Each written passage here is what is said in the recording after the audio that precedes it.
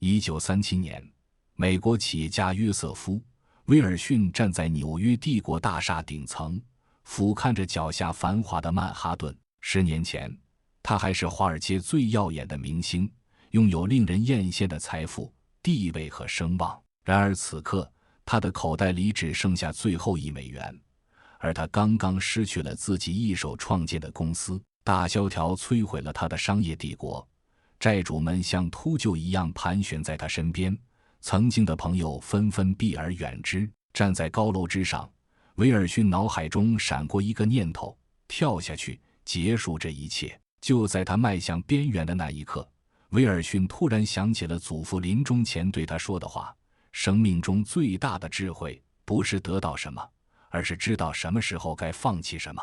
威尔逊停下脚步，深吸一口气，从口袋里掏出那张皱巴巴的$1钞票，对着城市的灯火说道：好吧，我不要了，我不要那些虚幻的财富，不要那些表面的荣耀，不要那些酒肉朋友。他转身离开了帝国大厦，用那$1买了一张去芝加哥的汽车票。在那里，他从一名普通销售员重新开始，专注于自己真正热爱的出版行业。10年后，威尔逊创办的小型出版社成为美国最具影响力的教育出版机构之一，而他本人也成为了行业内备受尊敬的人物。晚年时，当记者问及他成功的秘诀时，威尔逊微笑着说：我最重要的决定不是我获得了什么，而是我放弃了什么。当我学会说我不要了的那一刻，我才真正获得了自由。威尔逊的故事告诉我们一个深刻的道理：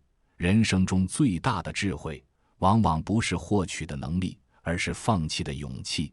我不要了这4个字看似简单，却需要莫大的勇气和智慧。它不是逃避，不是放弃，而是一种更高层次的选择和决断。作家万德德曾说，生活中有4件事情可以改变你：爱、音乐、文字和失去。前3件是让人心生希望，请允许最后1件使你变得勇敢。学会失去是人生之中的必修课。生活中，我们经常会在某些人事上焦虑纠结，走不出来。这个时候，不妨主动去放弃一段耗人的关系，放弃某个不甘心的执念，放弃那些你很努力却得不到的东西，告诉自己我不要了。在那一瞬间，你会发现，你内心的焦虑不安突然就被治愈了。凡事不必太执着，只要你敢失去，就没有什么能内耗到你。1.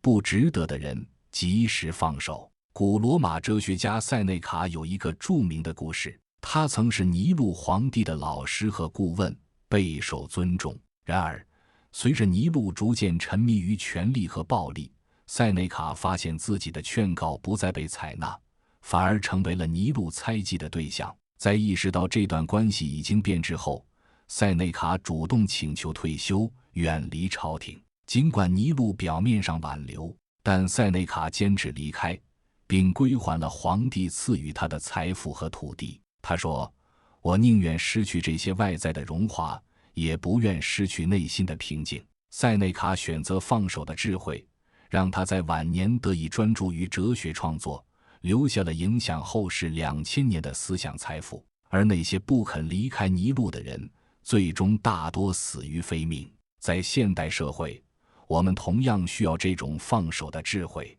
热播剧《与玫瑰的故事》中有一个故事，关之之与周世辉相恋7年，上岸在即，谁知在这节骨眼上，周世辉竟然移情别恋，不肯与关之之领证。关之之又气又难过，怎么都不肯放手，硬是要拉着周世辉跟他结婚。旁人劝他，他都这样了，你为什么还要他？关之之哭诉道，他陪了周世辉7年，早已习惯了有对方的日子，况且所有亲戚朋友都知道他们要结婚了，现在不结了，以后他怎么见人？他没办法接受这样的情况发生，于是又找到周世辉，卑微求对方回头，可还是被对方拒绝了。在这一刻，关之之才真正看清了这个男人的自私与冷漠，于是他果断搬离了周世辉家，删除了对方所有的联系方式，为他们这段7年感情画上了句号。之后，她也没有一蹶不振地活在怨恨里，而是开始在职场中成长，蜕变成为能独当一面的女强人。与此同时，她还遇到了能陪伴自己一生的伴侣，生了一双可爱的儿女，做到了家庭事业双丰收。法国作家安德烈·莫洛亚曾说，爱情中最大的错误不是爱错了人，而是明知道错了还不肯放手。在这世上，爱错人其实并不可怕，可怕的是你执迷不悟，不肯放手，放任自己在错误的感情里沉沦，只会让你万劫不复。那如何才能放下对一个人的执念呢？知乎上有一个高赞的回答是，大部分失望都是高估了自己在别人心里的位置。其实一切都是你的幻想，你在别人那里根本不重要。当你知道这一点，就能放下错误的爱了。英国诗人拜伦有句名言，不是所有的船都能载你到达彼岸，不是所有的爱都值得你倾尽所有，不是所有相遇都能被温柔以待，也不是所有妥协都能被好好珍惜。在任何一段消耗你的关系中，及时止损永远都是最好的选择。你要相信，这世上还有无数的遇见，当你挥别了错的人，一定能与对的人迎面相逢。2. 令你内耗的往事，勇于释怀。古希腊哲学家伊壁鸠鲁有一个著名的花园，在这个花园里，他与朋友们讨论哲学，追求简单而满足的生活。有一天，一位年轻人来到花园，向伊壁鸠鲁诉说自己无法忘记过去的痛苦经历。伊壁鸠鲁带他来到花园中的一口井前，让他往井里看。你看到了什么？伊壁鸠鲁问。我看到了自己的倒影，年轻人回答。伊壁鸠鲁拿起一块石头扔进井中，水面泛起阵阵涟漪，倒影变得模糊不清。现在你看到了什么？伊壁鸠鲁再次问道。什么也看不清了，年轻人说。伊壁鸠鲁微笑着说，但等水面平静下来，你又会看到自己的倒影。这就是记忆的本质。你无法阻止过去的事情在你脑海中浮现，但你可以选择不去搅动那平静的水面，让那些记忆自然沉淀。这个故事告诉我们，放下过去的伤痛，不是要彻底忘记，而是不再让他们主宰我们的现在和未来。看过一则经典的寓言，苦行者去拜访智者，问他，我放不下一些事，该当如何？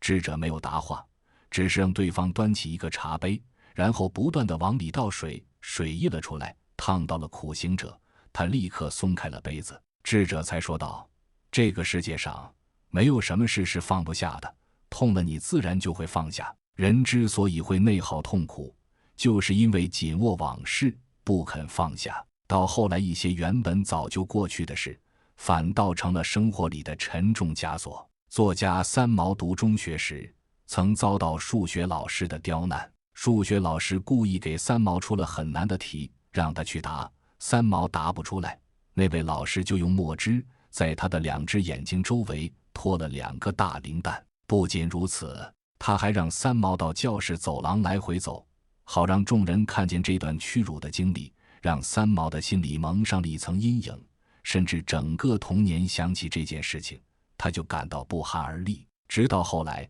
三毛不断经时于人，他才终于释怀，在书中写道，世上的事情本来便是恩怨一场，怎么算也是枉然，不如就叫他们随风而去吧。美国心理学家威廉·詹姆斯曾说，人类最大的发现之一，就是知道我们可以通过改变内心的态度来改变我们生活的外在方面。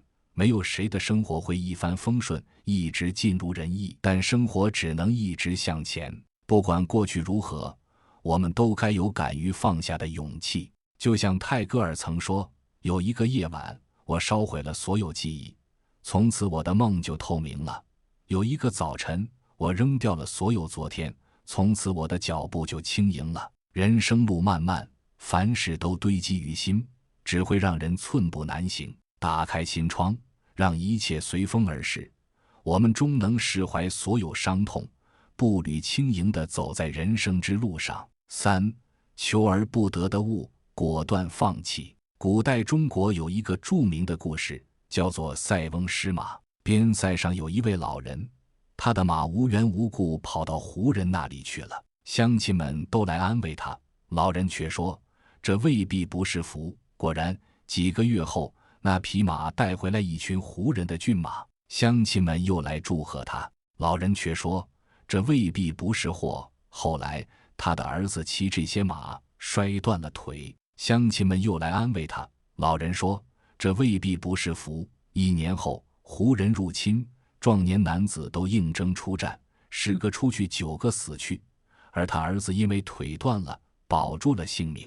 这个故事告诉我们，得失之间往往难以预料，我们不必过分执着于得到什么，也不必过分悲伤于失去什么，顺其自然，反而能获得意想不到的收获。卧虎藏龙中有这样一段台词，当你握紧双手，里面什么也没有，当你打开双手，世界就在你手中。人生在世，很多东西都是强求不来的，只有顺其自然，我们才能得到更多。然而生活中有些人对于自己得不到的东西，拼尽全力也要去追逐，不属于自己的物品，引火烧身也要拿到手，结果竹篮打水一场空，耗尽了精力却徒劳一场。潜伏里的陆桥山就是一个非常喜欢强求的人，他原本在天津站里级别不低，又有个漂亮的老婆陪伴在侧，日子可以说得上是春风得意。可是他却并不满足于此，一心只想坐上高位，当上天津站的副站长。为此他天天在站长跟前讨好卖乖，在背地里又跟同事斗得你死我活，结果到最后反倒被人家一枪毙了命，所有努力全都化为了乌有。古罗马哲学家塞内卡曾说，不是我们拥有太少，而是我们想要太多。在这世上，其实多的是像陆桥山一样的人，明明有了和睦的家庭，又想去追逐权力地位，最终全都没得到，温馨的家庭也跟着荡然无存。明明过着不愁吃穿的日子，却又盼望着大富大贵，于是疯狂去投机炒股，反倒赔光老本，丢了安稳。这恰恰就应了那句话，什么都想得到的人，最终什么都得不到。古希腊哲学家伊壁鸠鲁也说过，知足常乐，贪得无厌则常忧。他主张简单生活，认为幸福不在于拥有多少物质财富，而在于内心的平静与满足。他自己就身体力行，在雅典城外的一个小花园里过着简朴的生活，却拥有无数追随者和弟子。相比之下，历史上不乏因贪婪而失去一切的例子。古罗马皇帝尼禄就是一个典型，他拥有整个罗马帝国的财富和权力，却仍然不满足，不断扩建宫殿，挥霍无度，甚至纵火烧毁罗马城的一部分，只为了给自己建造更奢华的金宫。最终他的暴政引发了全国性的反抗，被迫自杀，死时只有32岁。来这人间一趟，我们都只不过是走马观花的过客，到了终点，什么也无法拥有，什么也不能带走。正如古印度哲学所言，我们不是这个世界的主人，只是过客。既然如此，又何必为了一些不可得之物而汲汲营营一生？记住，凡觉辛苦，皆是强求。果断放手，我们才能腾出手，抓住那些属于我们的礼物。美国作家梭罗在《瓦尔登湖》中写道，我去森林是因为我希望有意识的生活，只面对生活中最基本的事实。他在湖边的小屋里生活了2年多，过着极其简朴的生活，却写出了影响世界的经典著作。他的选择告诉我们，放弃对物质的执着，反而能获得精神上的富足。曾在网上看到这样一张图，我们死死抓住绳子，不愿放手时，只会把手累得通红。主动放手，不要了，任它去，才能得到真正的解脱。就像有一句话说的，凡是你想控制的，其实都控制了你。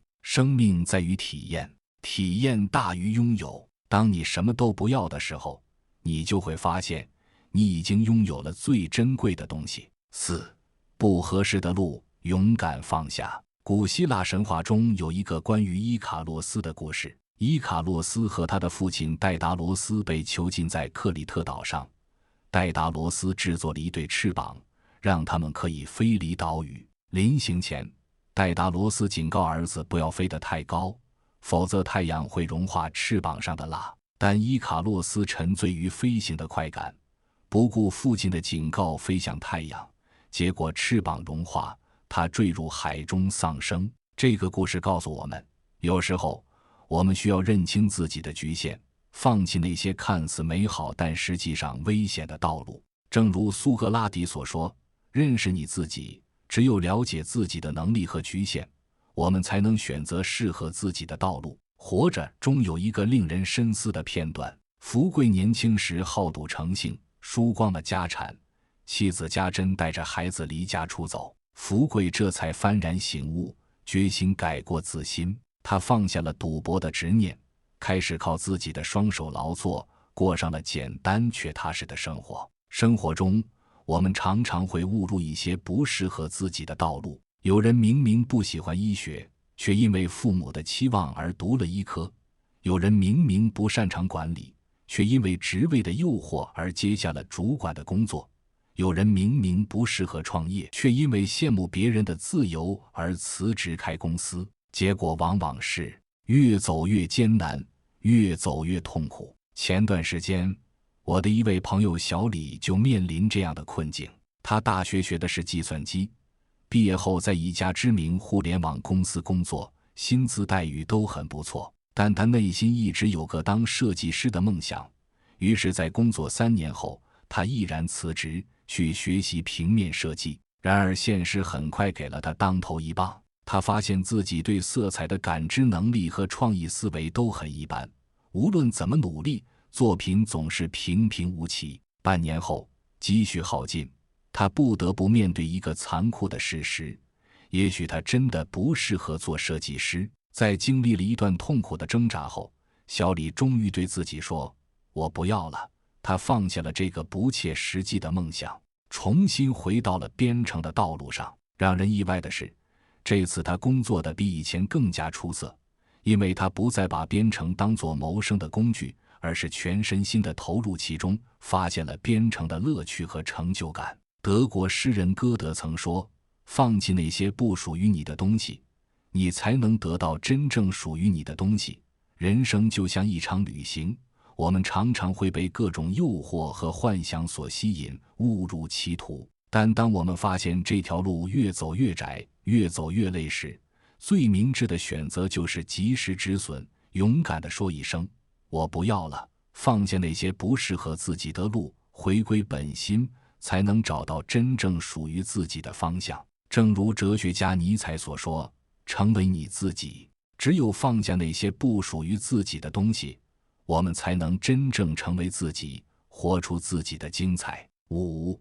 无谓的争辩，干脆不争。古代中国有一个著名的故事，叫做两虎相争。2只老虎为了争夺一块地盘，展开了激烈的厮杀。经过一番恶战，2只老虎都受了重伤，奄奄一息。这时，一只狐狸悄悄走来，轻松地享用了2只老虎的肉。这个故事告诉我们，无谓的争斗只会两败俱伤，最终受益的往往是第三方。菜根谭中有一句话：与其能辩，不如能默；与其能知，不如能行。意思是说，与其能言善辩，不如能够沉默；与其博学多识，不如躬行实践。生活中，我们常常会遇到一些无谓的争论和冲突。有人在网络上因为一个观点争得面红耳赤，有人在家庭聚会上为了一件小事争论不休，有人在工作中为了一点小小的功劳争得不可开交。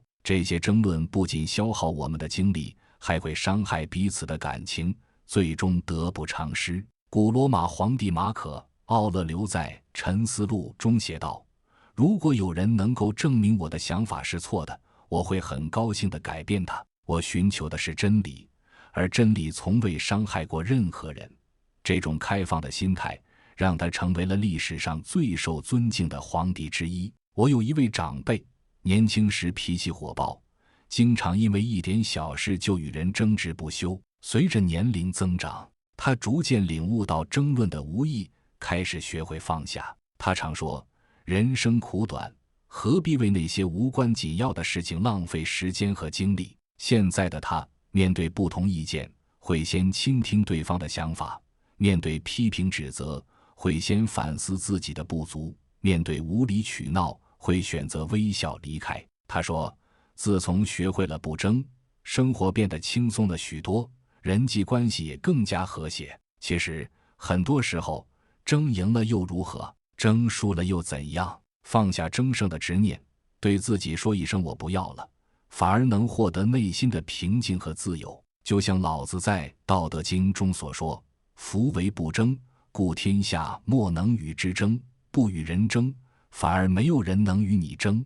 这不是示弱，而是一种更高层次的智慧和修养。在这个信息爆炸的时代，各种观点和声音充斥着我们的生活。学会对那些无谓的争论说不要了，把精力放在真正重要的事情上，我们的生活才能更加充实和有意义。古希腊哲学家赫拉克利特曾说，万物皆流，无物常驻。在这个不断变化的世界里，我们唯一能做的就是学会适应变化，学会放下，学会重新开始。人生如逆旅，我们都是匆匆的过客。在这短暂的旅程中，我们会遇到各种各样的人和事，有些让我们欢喜，有些让我们忧愁。但无论如何，我们都要学会放下，因为只有放下，才能轻装前行。放下不值得的人，我们才能遇见更好的人；放下过去的伤痛，我们才能拥抱美好的未来；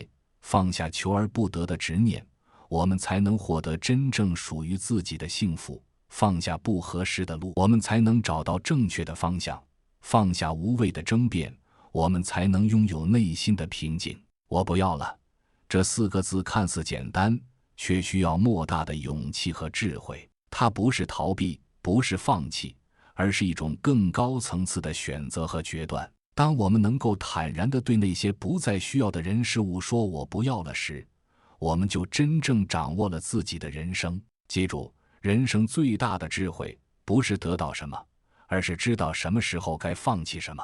正如禅宗所言，放下便是得到。当你学会放下时，你会发现你失去的只是负担，而得到的却是整个世界。